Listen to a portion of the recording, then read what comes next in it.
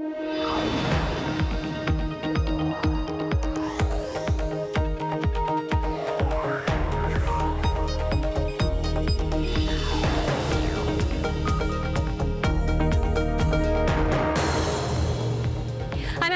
this is Bloomberg Technology. Coming up, Facebook out with earnings, mobile video ads fueling sales growth as the social network sails past the 2 billion mark in monthly active users. Plus, Meg Whitman is stepping down from HP Inc.'s board. Could this be a preview of a bigger move to come for Whitman? We will explore. Plus, Akamai's cloud platform helps drive better than expected second quarter revenue, but why is the stock plunging? We'll ask CEO Tom Leighton, who joins us exclusively this hour. First, to our lead. President Trump is expected in a very few moments to announce that Taiwanese manufacturing giant Foxconn plans to open a factory in the United States of Wisconsin. Foxconn is, of course, the biggest manufacturer of Apple products. The facility will be located in the home state of House Speaker Paul Ryan. It's expected to employ about 3,000 people at first and then expand over a 2.5-year period. As we await the president, I want to bring in Bloomberg's Shannon Pettypiece, who covers the White House. So, Shannon, what exactly do we know? Well, pretty much what you said, and that the White House is trying to make, get as much press as they can. They have a big event where they're going to announce this. It's not just something they're going to have Foxconn announce in a press release. They're trying to capitalize this as much as they can. And I will say this is one of those issues that the president is really strongest in. Jobs, manufacturing. This is what the administration got here on. This is where they're strongest at. So it makes sense for them to be talking about this. But they started off the day detracting from all this about these tweets in the morning about transgendered military service members. Trump threw in another tweet about his attorney general that really distracted the conversation that could have, again, been spent all day leading up to this Foxconn jobs announcement. Now, Foxconn is the primary manufacturer of Apple products, and Trump has had strong words for Apple, but we don't know if this factory is actually going to assemble any Apple products. What could this, though, mean for U.S.-China trade relations? Right. What we've been reporting is that it would be LCD screens for monitors or TVs, that some of those could involve Sharp. The president told the Wall Street Journal yesterday that there were 3 Apple manufacturing plants that were going to be opening here without elaborating or getting any details on that. So it's possible there could be something to come from Apple. But the idea here is 3,000 jobs. That is a significant number in a manufacturing area. This goes to the president's agenda of exactly what he said he was going to do, bring jobs back to America. And of course, this is a business decision for Foxconn. The numbers have to make sense. They're not going to open a plant here and lose money. But other companies, it is clear, and business consultants that my colleagues and I have talked to say that this pressure from the president to encourage companies to come to the U.S. is one of the factors that's driving them to do it here, that political pressure is sometimes the nudge that they need to get over the edge here. All right, Shannon Pettypiece live for us at the White House. We'll come back to you in just a moment once we hear from the president. Well, Facebook churned out faster than expected quarterly sales growth, fueled by continued strength in mobile video advertising. The social network now has over 2 billion monthly active users and is steadily driving revenue at a faster pace than other tech giants. Facebook has also been heavily investing in original content, and the first shows are expected to come online in August. I just got off the phone with Facebook COO Sheryl Sandberg, who explained the strategy. So we're seeing a lot of content viewing and content engagement shift to mobile. And our goal is to be a platform for content providers to find their audience and monetize. Right now, we're doing some early investing in kickstarting the ecosystem to promote more episodic video viewing on Facebook. We have a lot of video views on Facebook, but not really of that kind, and we think that kind's important, so we're making that investment. Over the long run, our goal is to be a platform and have content providers creating that content and finding their audience. Shares are at an all-time high in extended trading after second quarter results. Here to break it all down, our guest host for the hour, Techonomy CEO David Kirkpatrick, also author of The Facebook Effect. So, David, your first reaction on the top-line results? Oh, ho-hum. Just another quarter with 40% plus revenue growth and, profits going through the roof and everything doing great on mobile, which was their big problem before their IPO. I mean, execution is their middle name. Fortunately or unfortunately. I mean, they just have got it down. Take a listen to what Sheryl Sandberg specifically told me drove this quarter's results. We had a really strong second quarter, and that's really based on increased engagement and increased ability to work with marketers so that they can reach their audiences. Our monthly active users just hit 2 billion, so we're up 17% year over year, and that's exciting on such a large base. And our ad revenue is up 47% year over year. We're also announcing today that we have over 15 million business profiles on Instagram, and that joins the 70 million business pages we have on Facebook. Now, of course, David, Facebook doesn't break out Instagram revenue, but as far as we can tell, it is contributing meaningfully to the bottom line. eMarketer estimates that Instagram will bring in $3.92 billion in ad revenue this year. That's about 4 times as much as Snapchat altogether. We're hoping for some more color on the earnings call about how Instagram and some of these other platforms are contributing. What do you make of the fact that Facebook is experimenting with all of these things, yet we don't know yet how they're actually contributing overall? I don't think there's any question that Instagram is proving to be a commercial success as well as a user success. It's a very addictive platform. My 25-year-old daughter cannot stop using it. She has multiple accounts. She is all over that thing. And everyone else I know, 25 or younger, similarly. They are incorporating ads into Instagram in a quite deft way. I even use Instagram, and I'm impressed that the ads are not offensive to me. I thought when they talked about Instagram ads, I wasn't going to like them, but honestly, they almost seem like they belong there more than they do when I look at Facebook, which is odd. It's something about the visuality of Instagram is so perfect to the moment we're living in. So, David, we're getting some more headlines in from the Facebook earnings call. They're talking about artificial intelligence and how it will eventually be used to flag inappropriate content. Of course, we know that Facebook has said they're going to hire thousands of workers to, in part, moderate this content, but ultimately that technology will be able to do a greater part of this job. How big of a challenge will this be for Facebook in the future in terms of balancing humans versus machines? Well, it's a huge challenge, although Facebook is really investing a lot and doing some excellent work in artificial intelligence. But we're not at a point where machines do what people do. They are taking the burden off people in certain key areas, and AI is going to help make that accelerate. But it's, everything in tech ends up being an arms race, and I think, AI is going to help Facebook monitor and manage the content that its viewers see. At the same time, the challenges are going to grow because the nature of both, content from bad actors as well as weird content put up by ordinary users is going to continue to get more complex. So the tools needed to combat it are going to be more and more complicated too. So these things are just going to be an endless, they're going to chase after perfect success, which they will never achieve. Facebook has a lot of issues with the kind of content that's on it. There's all kinds of interesting questions about how they make the decisions about what should and should not be allowed. It's healthy to have AI involved, but it's not simple in any way. All right, well, we're still listening into that earnings call. Facebook just saying that Instagram and WhatsApp stories have surpassed 200 million users apiece. This is, of course, a feature that Facebook brought over from Snapchat. David, we're going to continue to watch the headlines. CEO of Techonomy, my guest host for the hour. You are sticking with me. Coming up, Meg Whitman is officially off HP Inc.'s board. What does this signal for her tenure as the CEO of the other company, HP Enterprise? Next. And Bloomberg Technology is live streaming on Twitter. Check us out at Bloomberg Tech TV, weekdays 5 p.m. in New York, 2 p.m. in San Francisco. This is Bloomberg.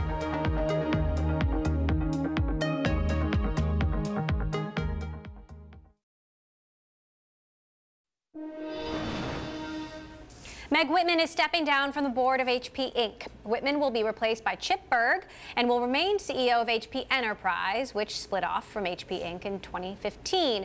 The news comes on the heels of our report that Whitman is on the short list of candidates to fill Uber's vacant CEO spot. The ride-hailing giant is hoping to name a new CEO by September and has narrowed its search to fewer than 6 contenders. That's according to a person familiar with the matter. Whitman is said to have met with Uber's leadership in recent weeks. Joining me now to discuss who else but our Bloomberg Tech reporter Eric Newcomer, who finally has some real information for me. I couldn't stomach coming on the show anymore without some sort of answer about the CEO. So what do we know about Meg Whitman? I mean, she's long been someone in my mind that I thought was a possible candidate. I've been asking about it all the time. She's been advising Travis. She's close to Ryan Graves, their board member and former CEO, early CEO. And she's also an early Uber investor. Yeah, right. So she's just been in the mix and sort of has the statesman-like reputation, the experience running a big tech company, like a lot of the pieces that you would imagine. So she's, it's not a guarantee that she's going to become the CEO. She's definitely in the mix.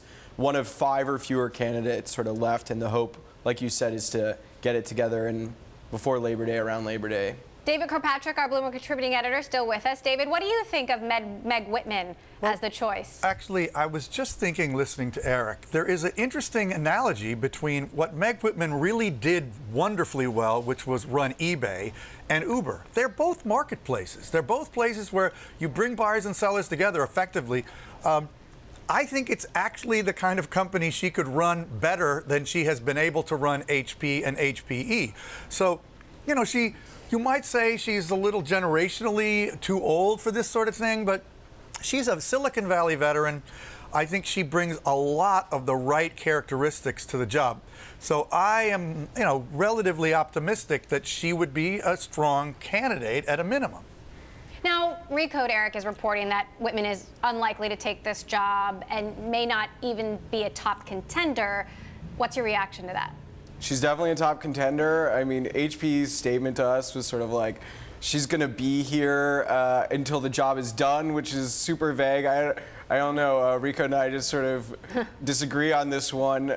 I mean, and, Kara said that she's in the mix, so there was a little bit of shade there, but we'll see. And certainly I'm not saying she's definitely going to be the CEO, but these things get so technical when you're friends with the people in the mix and you're talking to them, like, is that, there are a lot of definitional games here. Let's talk about what's going on between Uber and Waymo. Travis Kalanick getting legal representation. Yeah. What does this mean? He's got lawyers.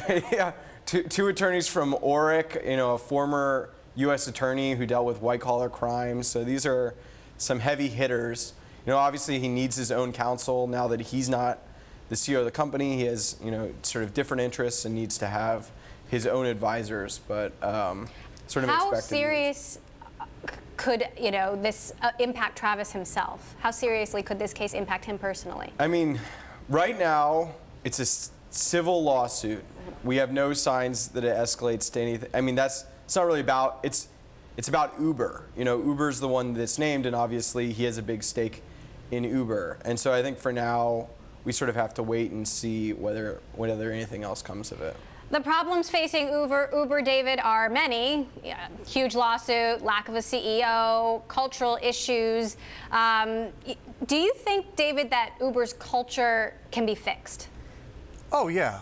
I think any culture could be fixed. Well, it's certainly, this one can be fixed. Maybe any culture could not, but it's a company with enormous momentum, with fantastic commercial position, despite the many scandals and problems they've had. And I do think Meg Whitman probably, has the understanding of culture. But one of the things that I've been thinking is, in order to fix the Uber culture, you're going to need a passionate, eloquent person who can really rally the troops. And that is going to be hard for anybody. I imagine that Uber is a highly demoralized company in some respects, although in other respects, because the business remains so good, people probably are sort of willing to just keep forging ahead, but they are looking for leadership. There's no question, and a lot of things do need to shift. So somebody's got to come in there to lead that company with some real vision and some real leadership capability.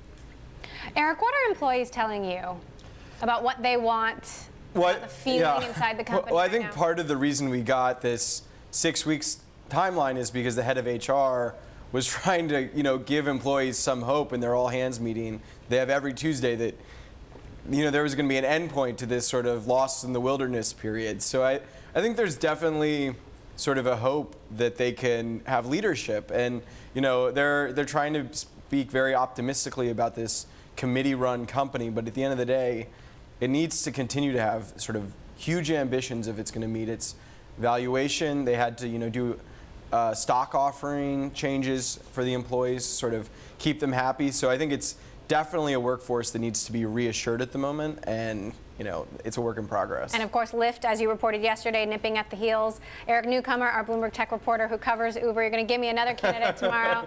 David Kirkpatrick, CEO of Techonomy, you are sticking with me. BetterWorks CEO Chris Duggan is stepping down as the head of the startup he founded. This following a lawsuit alleging he sexually harassed and physically assaulted a former employee. Duggan will serve as interim CEO until the board finds his replacement. After that, he will become president, according to a statement from the company. Director Shona Brown will serve in the newly created position of executive chair of the company, which hosts a web platform for employee benefits. Plans for a book Duggan was set to co-author with venture capitalist John Doerr have been put on hold. Coming up, we speak with Akamai CEO Tom Leighton and dive into the company's second quarter earnings report, how the cloud delivery platform plans to drive growth next. This is Bloomberg.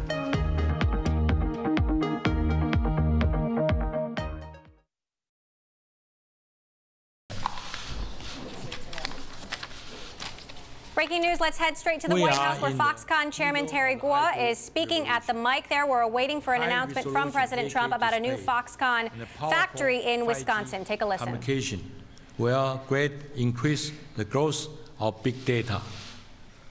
With artificial intelligence, a new 8K plus 5G ecosystem is born. 8K display is a key for the future. For example, 8K will enable new medical solutions to limit blood loss in surgery, lessen pain in treatment, and then greatly reduce the cost of health care. Honghai Group, Foxconn, and then Sharp are committed to build in America this most advanced 8K ecosystem manufacturing industry in the world. Why do it here? TV was invented in America. Yet, America does not have a single LCD fab to produce a complete 8K system. We are going to change that.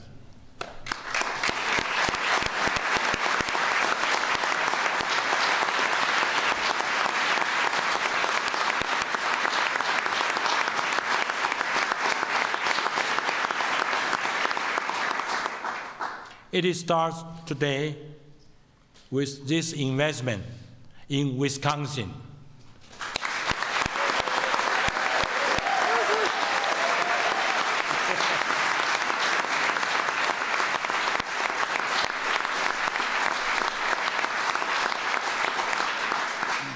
Government worker, I'd like to thank you and your leadership teams. I also would like to thank you, Mr. Jared Kushner, the White House Office of American Innovation, for your hard work to make this investment a reality.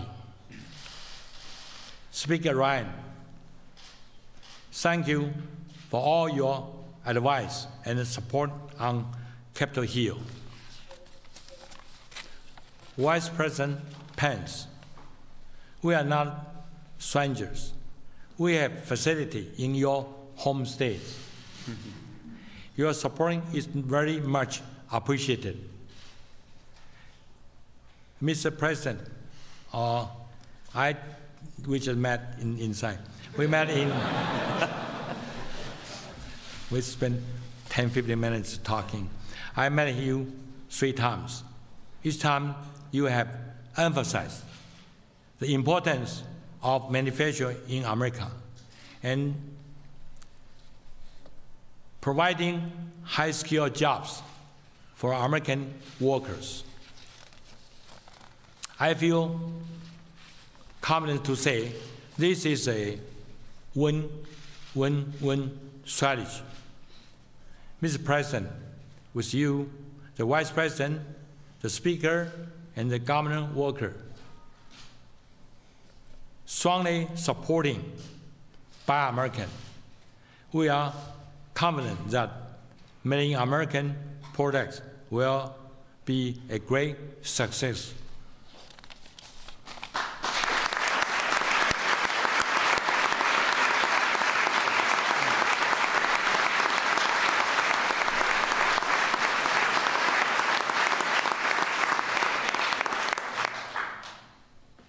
I know you are committed to growth manufacturing in the United States.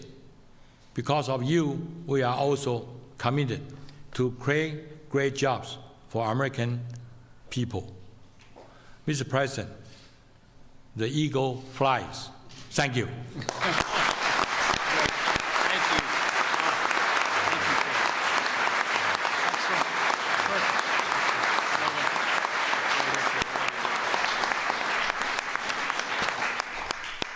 Well, first off, thank you to the President for hosting us. You will be hearing from him in just a moment. Mr. Vice President, my good friend and former colleague, to the Speaker, my good friend and longtime neighbor, to the legislative leaders here from Congress, who I'll mention in just a few moments, to our legislative leaders from the state, to all of you, and but particularly Terry, to you and your team. Louis and Alan, it's good to see you guys here. Spent a lot of time together with your great team, but we're really appreciative and couldn't be more excited.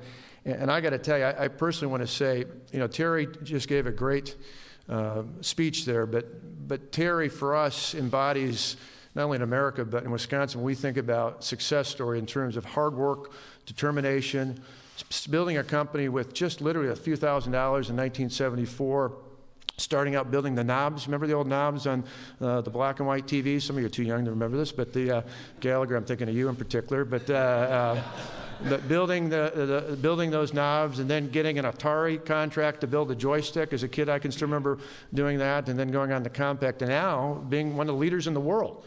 And we are absolutely thrilled to have you here today and to have your success story be a part of the American success story, and particularly the success story here in the state, or coming to be in the state of Wisconsin. So Terry, thank you.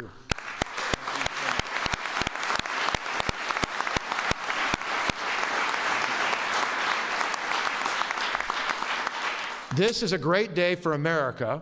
It is a great day for Wisconsin, and it's a great day for Foxconn.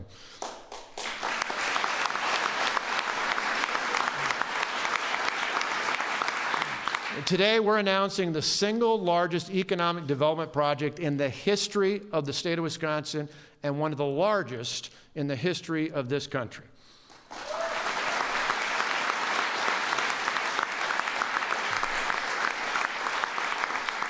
In fact, we went back and verified this. This will be the largest greenfield-based company investment from a foreign-based company in U.S. history as measured by jobs. So this is literally number one. So thank you, Terry.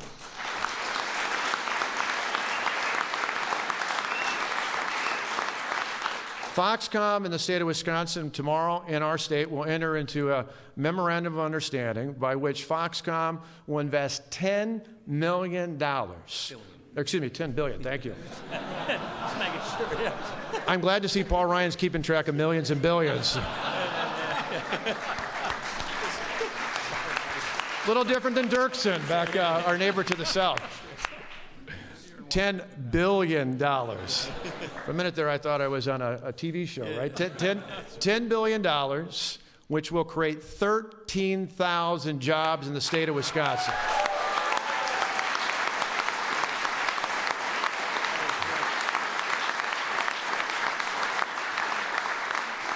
In turn, the state of Wisconsin, to fulfill that commitment, our partnership with Terry and the Foxconn team will invest $3 billion in economic incentives to make that partnership go forward. And these are exciting times. These 13,000 jobs have an average annual salary of over $53,000 plus benefits. In addition, sure you can clap for that.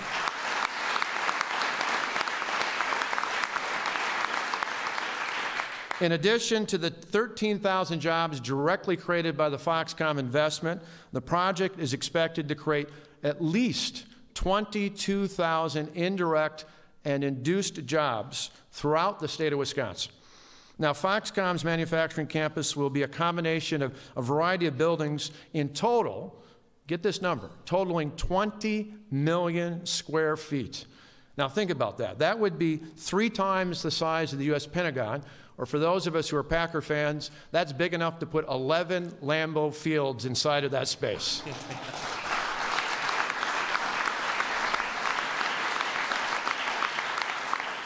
Some 10,000 construction jobs will be needed to build that campus. So we're going to need people from all across the state of Wisconsin and throughout the Midwest to help us out. Foxconn, as you heard Terry say, will build the first facility in the United States that will build LCD panels for everything from the automotive business to healthcare to entertainment and all industries combined. This is some of the most exciting technology in the world. Going forward, I want all of you to know, but particularly the President to know, that these panels will be made in America, proudly in the state of Wisconsin.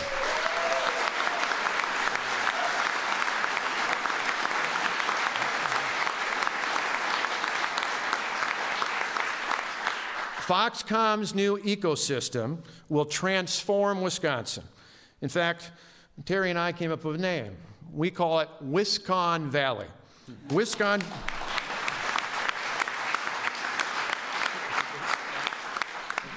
with 2 N's. Wisconn Valley in fact, the region we will call Wisconn Valley will become the new global home to cutting-edge technology and innovation. Wisconn Valley will help us attract top talent from across the country and around the world. Wisconn Valley will help us with one more tool to keep our college and high school graduates in the state of Wisconsin instead of going beyond our borders. This is exciting and transformational.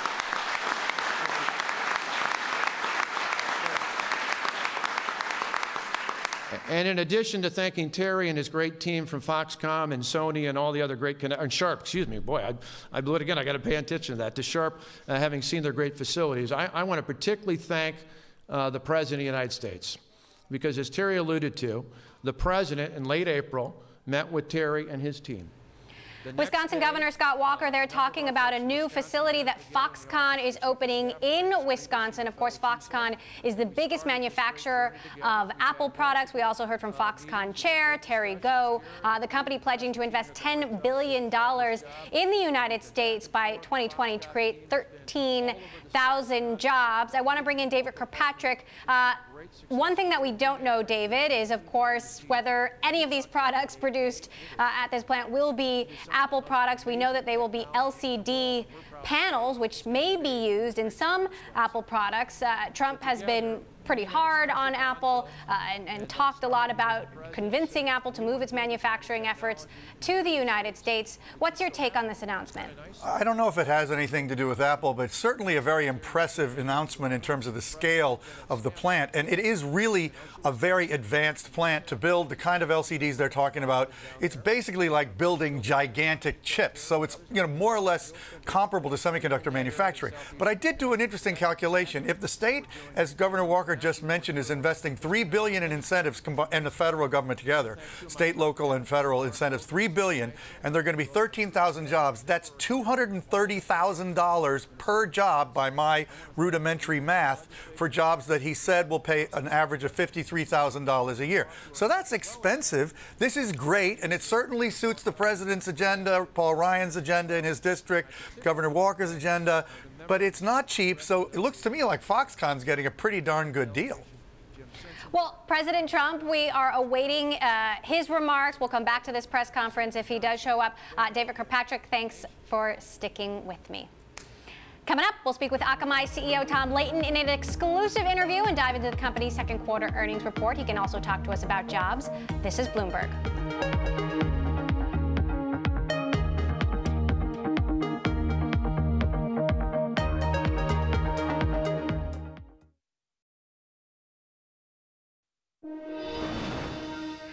Cloud delivery platform Akamai reporting better than expected second quarter revenue. The company boosted its top line by $609 million. That's a 6% year-over-year increase. But forecasts missed estimates, and the company's stock tanked in trading on Wednesday, plunging to its lowest level in at least a year. Akamai CEO Tom Leighton joins us now for an exclusive interview. So, Tom, how do you explain the slowdown in traffic? Yeah, the important thing to realize is traffic is growing at a very rapid pace. We have lost some share to do-it-yourself efforts in the Internet's largest platform companies. Outside of that, our traffic growth is bigger than the Internet as a whole, so you can infer from that we're gaining share.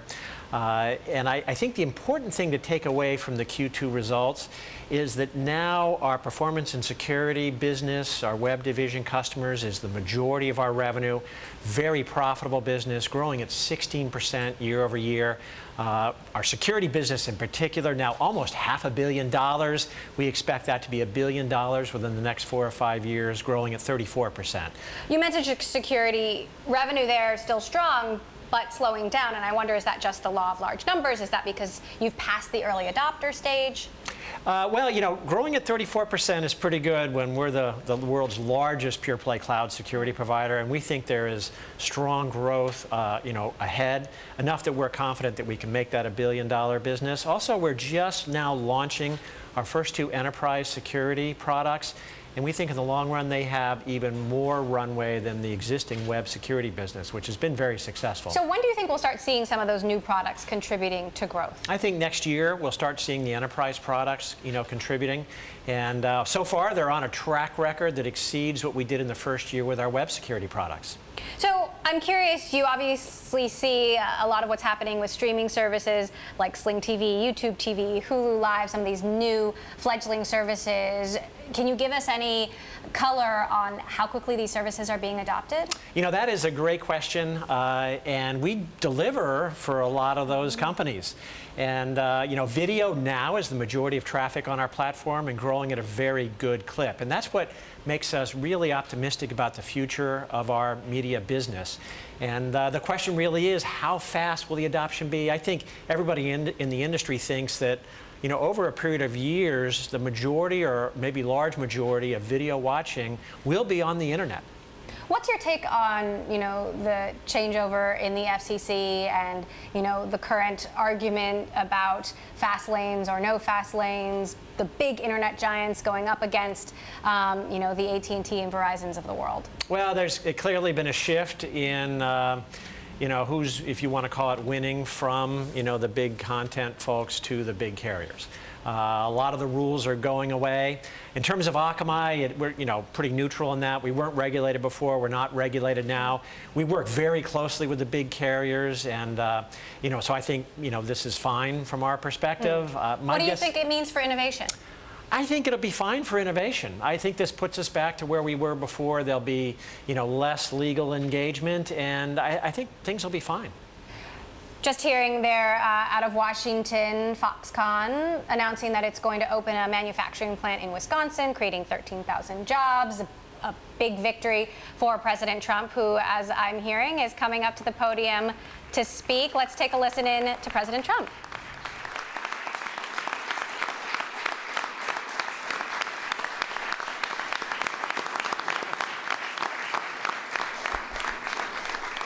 Please, thank you very much.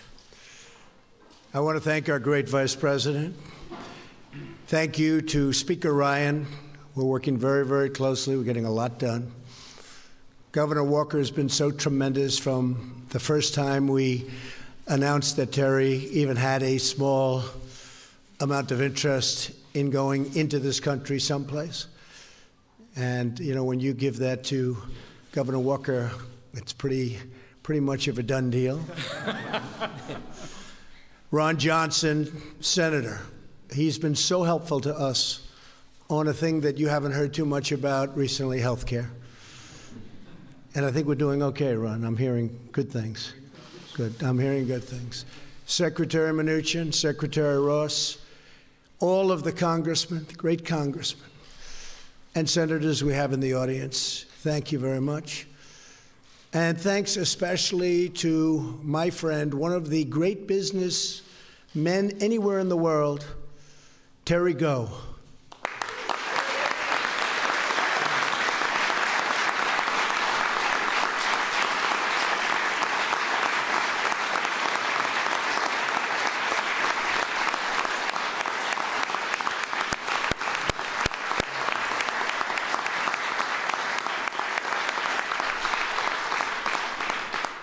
I would see Terry and I'd say, Terry, you have to give us a couple of those these are massive places that you do such great work with, and he's going to be doing that in a state that's very close to my heart, Wisconsin. So we're very happy. One of the big job producers anywhere at any time, Scott. So I know it's going to be fantastic for the people.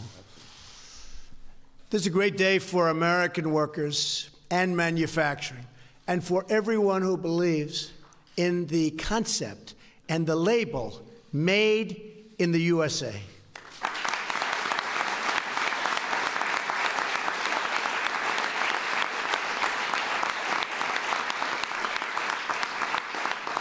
Today, I'm pleased to announce that Foxconn, a world leader in manufacturing for computers, communications, and consumer electronics, one of the truly great companies of the world, will build a state-of-the-art manufacturing facility for the production of LCD panel products in Wisconsin, investing many, many billions of dollars right here in America and creating thousands of jobs.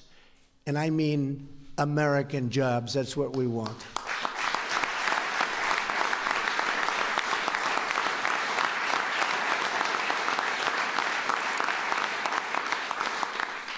Another big investor in our country, Steve Wynn, would you stand up? He's raising so much money for our great Republican Party. Andrea, please stand up. Please, thank you. Thank you, Steve. Did a great job. You've done a great job, Steve. Thank you. Foxconn will invest in southeast Wisconsin, while a larger facility is constructed over the coming years. And that facility is currently under negotiation. It will be about the biggest there is anywhere. The company's initial investment of more than $10 billion will create 3,000 jobs at a minimum, with the potential for up to 13,000 jobs in the very near future. The construction of this facility represents the return of LCD, electronics, and electronic manufacturing to the United States, the country that we love. That's where we want our jobs. To make such an incredible investment, Chairman Go put his faith and confidence in the future of the American economy. In other words, if I didn't get elected, he definitely would not be spending $10 billion.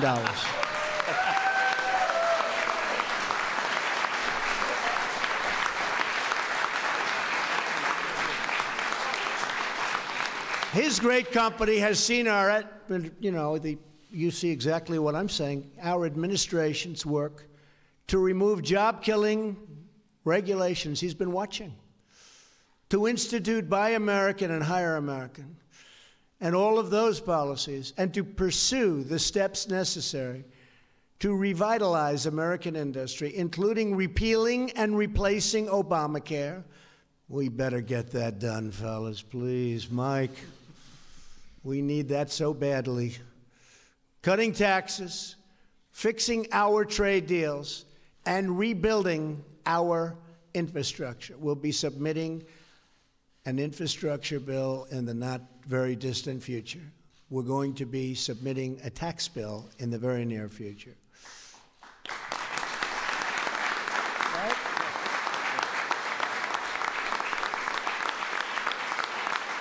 When this investment is complete, Foxconn has the potential to create more manufacturing jobs than we've seen in many, many decades.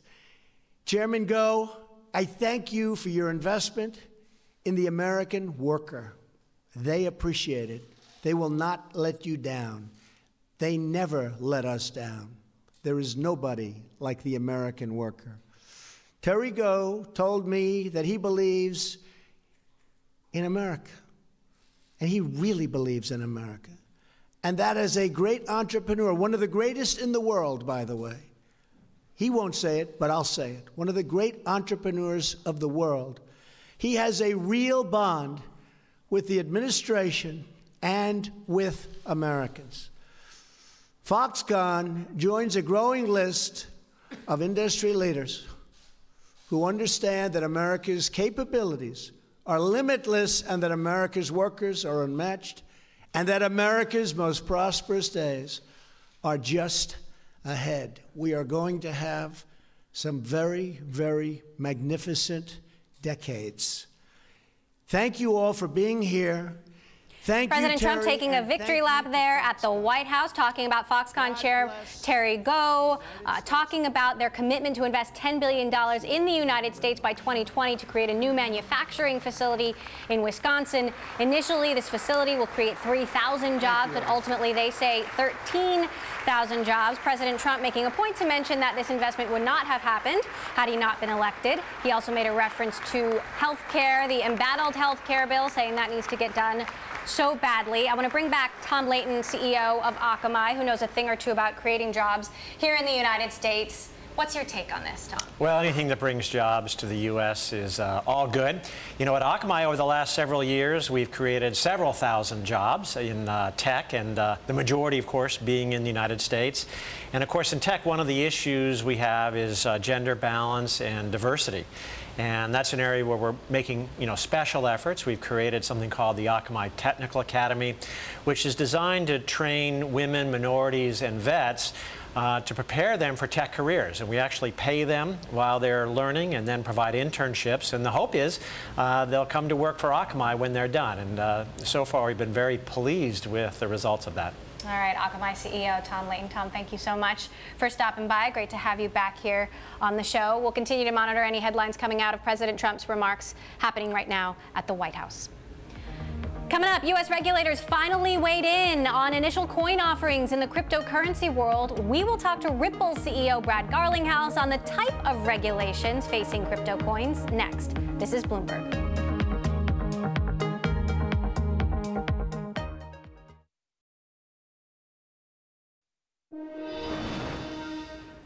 U.S. regulators now have jurisdiction over one of the hottest new areas of finance, initial coin offerings of digital currency.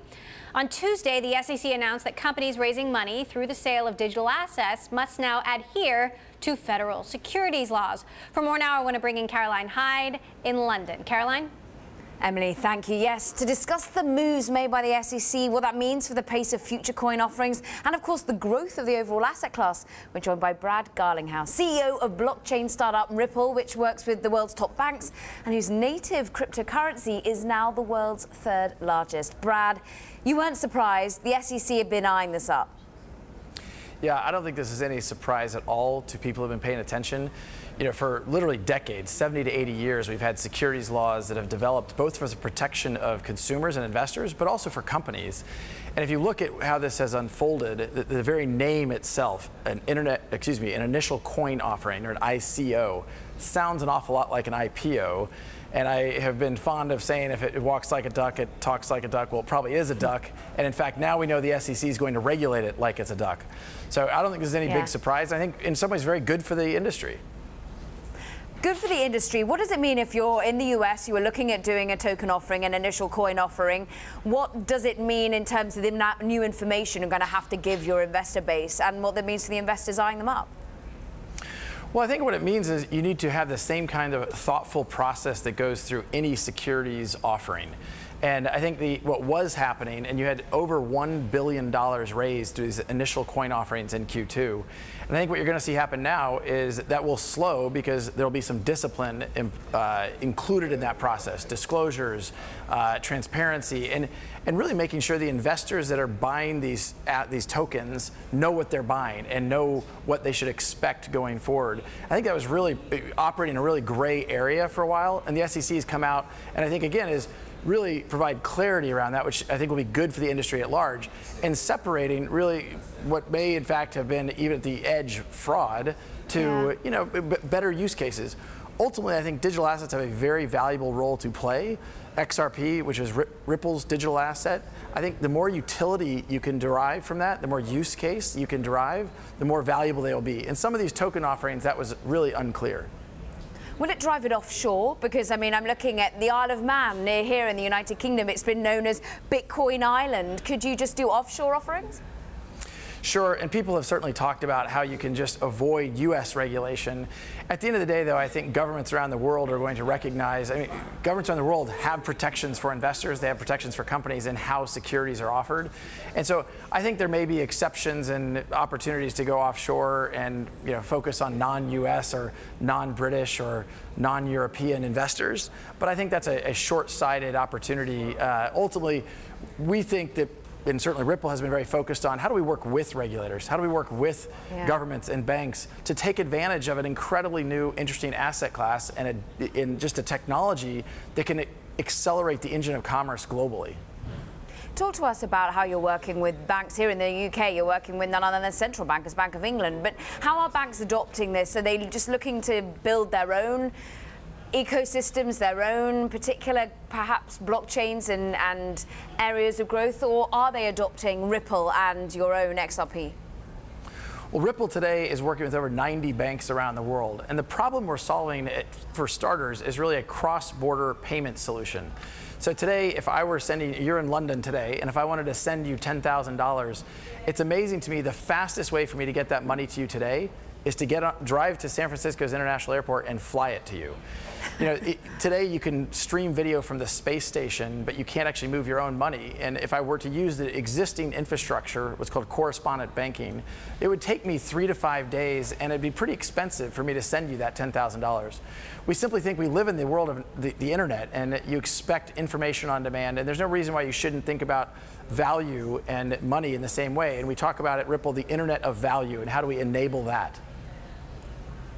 Fascinating. And of course, you're working with banks. Meanwhile, many a banker are trying to be working with cryptocurrencies and actually exiting to start up their own things. Fascinating. I'm sure this is an area that will keep on growing. Thank you very much indeed. Of course, that was Brad Garlinghouse, CEO of Ripple. Emily. All right, Caroline Hyde for us there in London. Thanks so much, Caroline. Now to a stock we are watching. PayPal is rising in late U.S. trading. The company boosting its adjusted earnings per share forecast for the full year, exceeding the average analyst estimate. PayPal also topped earnings and revenue estimates for the second quarter. And President Trump's military transgender ban is meeting opposition from several tech leaders. Apple CEO Tim Cook tweeted his response this afternoon, saying, "We are indebted to all who serve. Discrimination against anyone holds everyone back. Hashtag let them serve." Google CEO Sundar Pichai and Facebook CEO Mark Zuckerberg also tweeted their disappointment in Trump's ban, which claims transgender enlistees will cause too much, quote, disruption. And that does it for this edition of Bloomberg Technology. A reminder, we are live streaming on Twitter. Check us out at Bloomberg Tech TV, weekdays 5 p.m. in New York, 2 p.m. in San Francisco. That's all for now. This is Bloomberg.